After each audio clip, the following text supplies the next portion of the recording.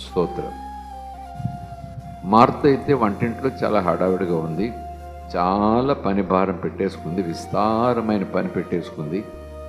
అయితే మరి ఆయన కాళ్ళ దగ్గర కూర్చుని వాక్యం శ్రద్ధతో వింటూ ఉంది. వాక్యం శ్రద్ధతో వింటూ ఉంది. వాక్యం శ్రద్ధతో వింటూ ఉంది. ప్రభు అంటున్నారు, అది ధన్యత, అది ధన్యత. అది దొరికే సమయంలోనే, అది వచ్చే సమయంలోనే అంత మనసు నిండా నింపుకోవాలి. స్తోత్రం కలుగునుగాక. హల్లెలూయా. ఏదేమైనా నేను నమ్ముతున్నాను, ఈ మాటలను మన అంతరాత్మలోనికి ఎవరికి వారమే స్వచ్ఛందంగా భయభక్తులతో స్వీకరిస్తే మన ఆధ్యాత్మిక జీవితాల్లో చాలా గొప్ప మార్పు వస్తుంది.